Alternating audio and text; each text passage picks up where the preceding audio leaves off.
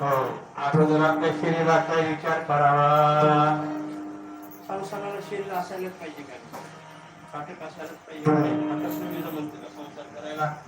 दुसरी गोष्ट, परमार्थ जरी करायचं असेल तरी सुदृढ शरीर पाहिजे महाराज या ठिकाणी.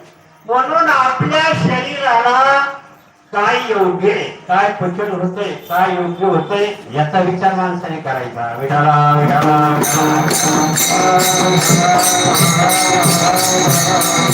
पहिला विचार आपल्या शरीराला किती खाल्ल्यानंतर पोचते, हा विचार करायचा.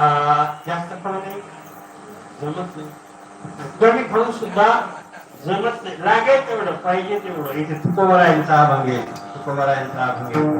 त्याला त्या ठिकाणी युक्त आहार विहार,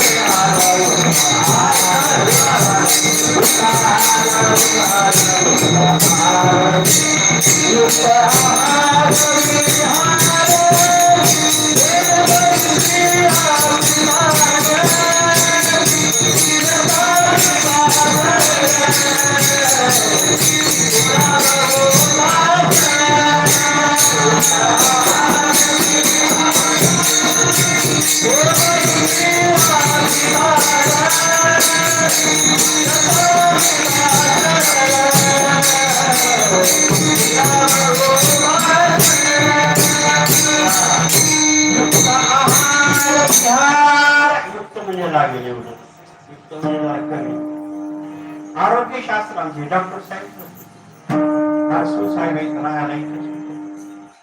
यांचं आणखीन आरोग्य असं सांगता येत.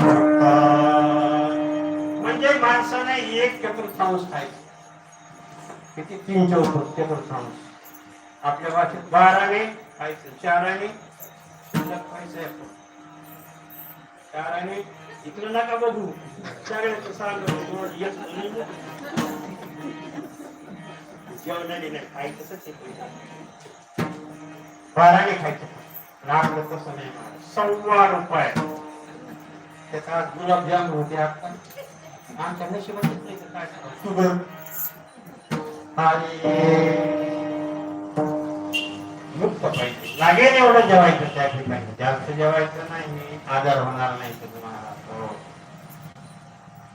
विहार कर्मणुकीची साधना जेवढी तेवढी चांगली करावी, चांगली करावी. योगासन करावे, वॉकिंग म्हणजे फिरायला जाणं, थोडं आणखी फिरावं सकाळच्या सकाळची त्या ठिकाणी.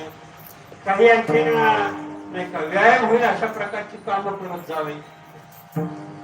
त्याला काय म्हणायचं, विहार युक्त म्हणजे थोडा नेम इंद्रियाशी साथ. इंद्रियाला काहीतरी नियम असा आहे. जेव्हा मी म्हणले इंद्रियाला नेम पाहिजे, ते दुसऱ्याची खोटी करत असायचे. आम्ही म्हणले मीच म्हणजे काहीतरी नियम पाहिजे. आम्ही रोज नियमावर होतो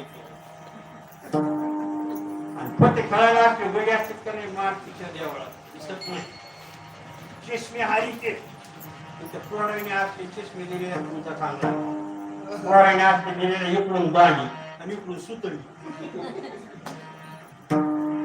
तरी गडी आहे तर प्रचंड मार्तीच्या देवळात, तिथंच तुझ्यावर चलन मार्तीला वज्रही म्हणून त्याला प्रत्येक ठिकाणी पोरं आले असते.